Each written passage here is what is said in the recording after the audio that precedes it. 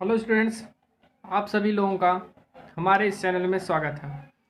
आज हम आप लोगों को गोलीय दर्पण के लिए सूत्र 1/f equal to 1/b plus 1/u का निगमन या u b तथा f में संबंध का फार्मूला उसे हम प्रूफ कराएंगे।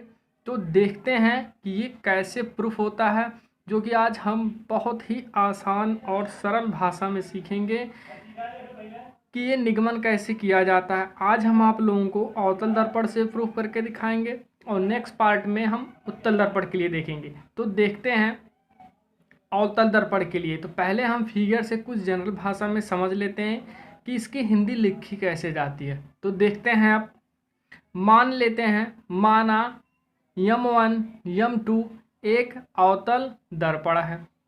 माना M1 M2 एक अवतल दर्पण है जिसका ध्रुव P है और मुख्य फोकस F है तथा वक्ता केंद्र इसका C है। इसके मुख्य अक्ष पर एक बिंदु वस्तु OO डैश एक वस्तु है।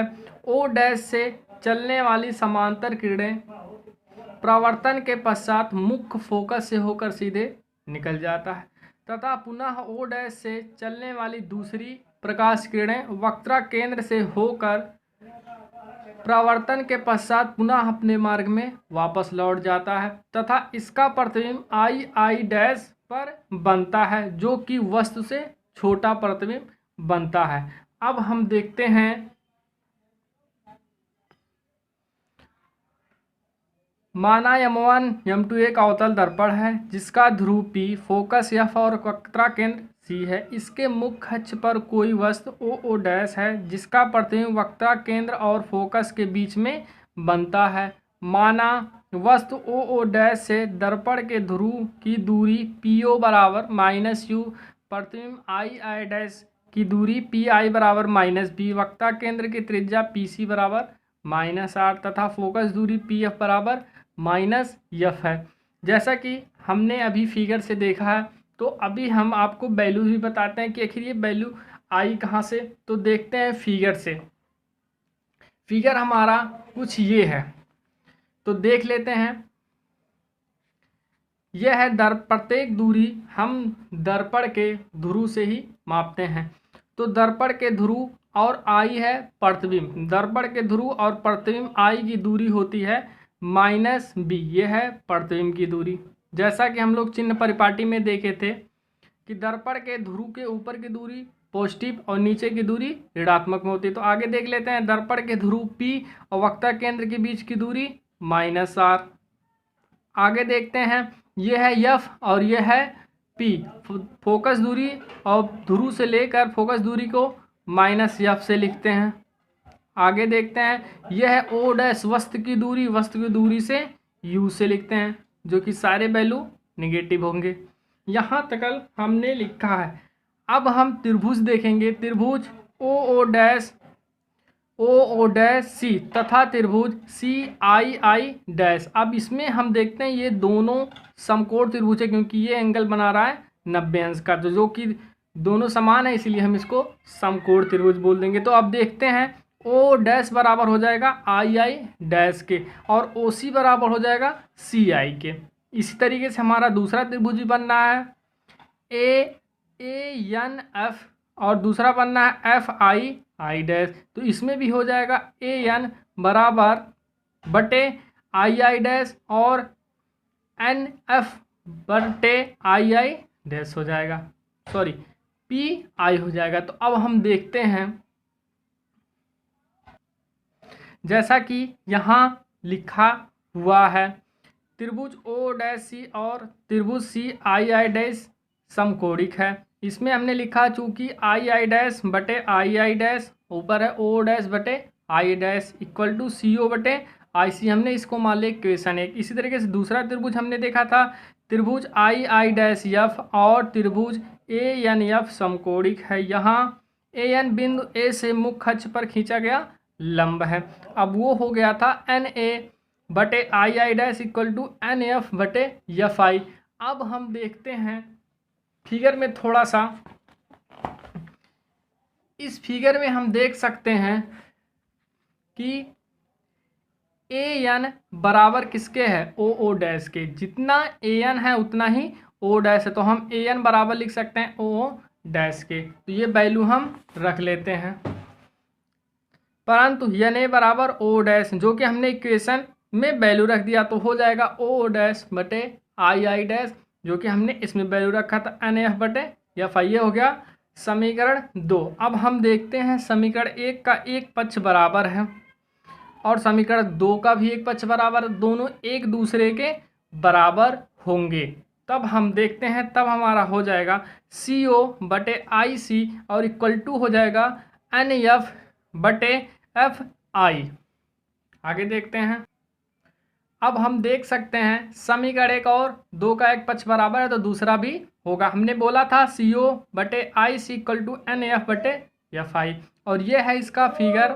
आप सारा वैल्यू यहाँ लिखा हुआ है, आप देख सकते हैं। अब हम देख लेते हैं, यदि बिंदु ए जो है दर्पण के ध्रुव पी के बहुत पास हो तो तब क्या हो जाएगा, एन एफ बराबर हो जाएगा पी एफ के, जो कि हम यहाँ पर एन एफ के दर पे वैल्यू रख सकते हैं पी एफ। तो ये हमने वैल्यू रख दिया एन एफ बराबर पी एफ, तो हमने यहाँ पर वैल्यू रख दिया। अब हम देखते हैं, हमें सी ओ का मान निकालना है, क्योंकि हमें ये वैल्यू पुट करनी है। सी ओ का मान निकालना है, आई सी का मान निकालना है, पी एफ का और पी आई का। तो देख लेते हैं हम, यदि हमें ओ सी का मान निकालना है तो हम क्या करेंगे, पहले क्योंकि सारी वैल्यू हमको ध्रुव से लेनी है तो हम क्या करेंगे, पी ओ में से ओ सी घटा देंगे। पहले क्या करेंगे, ओ सी का मान निकालने के लिए हम दर्पण के ध्रुव और ये जो वस्तु है ओ से क्या करेंगे, इतना घटा देंगे। इसका मतलब हो गया पी ओ और माइनस क्या कर दें, पी सी। तो ये हो गया हमारा पहला वैल्यू। तो हम लिख देंगे सी ओ के दर पे P O minus P C, ये हो गया हमारा पहला वैल्यू। अब दूसरा देखते हैं आई सी। तो पहले हम देखते हैं है कहाँ ये है हमारा आई और सी। तो इसका मान निकालते समय हम क्या करेंगे, टोटल में से अर्थात P C minus P I कर देंगे। ये हमारा हो जाएगा दूसरा वैल्यू। इसी तरीके से पी एफ है तो हमें पी एफ का मान पता है, तो इसमें नो चेंजिंग होगा। अब देखते हैं एफ आई। तो ये है एफ आई, तो फिर वही वर्क करेंगे, पी आई में से हम क्या करते हैं, पी एफ घटा देंगे, जो कि यहाँ पर वैल्यू हमारा है। अब हम आगे देखते हैं, यह है हमारा वैल्यू। अब हम देखते हैं पी ओ। तो यहाँ से लेकर यहाँ तक की दूरी है हमारी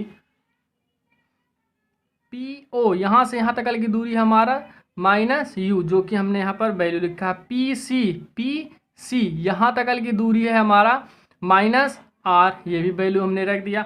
अब इसी तरीके से पी सी का मान यहाँ से भी रख देंगे माइनस आर। ये है पी आई, तो पी आई का मान है माइनस बी, हमने यहाँ पर रख दिया। पी एफ का मान है माइनस एफ, और यहाँ पर देख लेते हैं पी आई का मान ये भी हो जाएगा माइनस बी, और पी एफ का मान अभी ऊपर हमने रखा तो वो हो जाएगा माइनस एफ। अब वैल्यू रखने के लिए एक बहुत ही आसान सा ट्रिक बता दे रहा हूँ मैं आपको। ये है ओ था क्या यहाँ पर, वस्तु की दूरी, और वस्तु की दूरी को हमेशा हम यू से लिखते हैं। तो ये है पी ओ, तो हम ओ देखें तो हम जान गए कि हमारा वस्तु है, और सारे वैल्यू अवतल दर्पण में निगेटिव होते हैं, हमने वैल्यू रख दिया। इसी तरीके से पी सी, ये सी क्या था, वक्ता केंद्र था, तो सी वक्ता केंद्र को हम आर से लिखते हैं। तो यहाँ तक की दूरी हो गई, हम माइनस में सभी वैल्यू होंगे, मैंने लिख दिया आर, माइनस में हो गया। अब इसी तरीके ये भी पी सी आई क्या है, प्रतिबिंब की दूरी, तो वो भी हमने क्या कर दिया, पी आई में से भी हमने देख लिया आई हमारा प्रतिबिंब की दूरी को हमेशा हम लिखते हैं बी से, तो हमने वो भी वैल्यू रख दिया। इसी तरीके से पी एफ देख ले, एफ क्या, फोकस, मुख फोकस, दर्पण के ध्रुव और मुख फोकस के बीच की दूरी को फोकस दूरी बोलते हैं, उसे हम लिखते थे एफ से। वैल्यू निगेटिव होगा तो हमने वैल्यू भी लिख दिया, जो कि बहुत ही आसान, थोड़ा सा आपको बस ट्राई करना है। तो अब हम वैल्यू थोड़ा सा रख लेते हैं। एक छोटा सा फार्मूला हम देखे थे, वक्ता केंद्र और फोकस दूरी में संबंध, वो था एफ बराबर आर बटे 2। तब देख लेते हैं आर बराबर क्या हो जाएगा, हम गुणा कर देंगे तो 2f हो जाएगा, जो कि मैंने यहाँ वैल्यू रखा है। अब जहाँ आर होगा उसका मान हम रख लेते हैं। तो देख लेते हैं पहले, ये है माइनस यू, माइनस माइनस हो जाएगा प्लस, आर का मान हमने रख दिया 2f, आर का मान यहाँ भी रख देंगे 2f, माइनस माइनस है भी प्लस बी हो जाएगा। ये तो ऐसे ही रहेगा एफ बटे माइनस v और माइनस माइनस ए प्लस हो जाएगा। अब हम क्या करते हैं, क्रॉस मल्टीप्लाई कर ले, इसका गुणा यहाँ कर देंगे और इसका गुणा यहाँ कर देंगे। तो देखते हैं, इसका गुणा हमने यहाँ कर दिया और इसका गुणा यहाँ कर दिया। अब हम आगे देखते हैं। अब हम एक एक का गुणा करेंगे, इसको उठाएं तो इसका हमने गुणा कर दिया, u का गुणा माइनस माइनस में करेंगे तो माइनस माइनस प्लस हो जाएगा, u का गुणा b में कर दिए तो u v हो जाएगा। अब हम गुणा करते हैं, इस f का गुणा इसमें कर देते हैं, प्लस माइनस माइनस f का गुणा u में कर देंगे तो f u हो जाएगा। इसी तरीके से अब इसका भी गुणा कर देते हैं, प्लस माइनस माइनस 2fb हमने लिख दिया। अब इसको देखते हैं, प्लस और प्लस प्लस ही रहेगा, 2f का गुणा f में कर देंगे तो 2f स्क्वायर हो जाएगा। इसी तरीके इसका भी गुणा कर देते हैं, minus minus plus 2f square हो जाएगा, क्योंकि f का गुणा f में करेंगे तो f square, plus minus minus f का गुणा b में कर दिए तो fb। अब हम देखते हैं, इधर भी प्लस 2f स्क्वायर है, इधर भी प्लस 2f स्क्वायर है। यदि हम पश्चांतर करें तो चिन्ह हमारा विपरीत हो जाएगा, यहाँ माइनस इधर लाएंगे तो प्लस हो जाएगा, तो इतना में से इतना ही घटाएंगे तो जीरो हो जाएगा, इसी हमने काट दिया, या फिर आप जीरो लिख सकते हैं। अब हम देखते हैं, हमारा वैल्यू बचा U B minus F U minus 2fb, और ये है माइनस, इधर लाएँ तो प्लस हो गया fb। अब हम देखते हैं, यू बी में कोई चेंजिंग नहीं, माइनस यू एफ यू में भी कोई चेंजिंग नहीं। अब हम देखते हैं, यहाँ हमारा 2fb, यहाँ है प्लस, इसका गुणांक देखें तो 1 है, 2 में से हम ये प्लस है तो 2 में से हमने 1 घटा दिया, माइनस ज़्यादा है तो इसमें बचा fb, या फिर 1 लिख के, 1 गुणांक हमेशा रहता ही है। अब हम क्या करेंगे, ये दोनों माइनस है, इसको हमने ट्रांसफ़र कर दिया तो इधर आएंगे तो दोनों वैल्यू पॉजिटिव हो जाएंगे। अब हम दोनों पक्षों में क्या करेंगे, 1/UFV से भाग लगा देंगे। तो हमने क्या किया, दोनों पक्षों में 1/UVF से भाग कर दिया, तो अब इतना UB/FUB सबसे हमने भाग लगा दिया। यहाँ से UB से UB कट जाएगा, बचेगा 1/F इक्वल टू, यहाँ से FU कट जाएगा, बचेगा 1/B, यहाँ से FB है, FB कट जाएगा, बचेगा U 1/U, जो कि हमारा ये फार्मूला प्रूफ हो गया। बहुत ही इम्पॉर्टेंट फार्मूला है। यदि वीडियो आपको अच्छा लगे तो आप लोग वीडियो लाइक, सब्सक्राइब और शेयर ज़रूर कर लेंगे। धन्यवाद।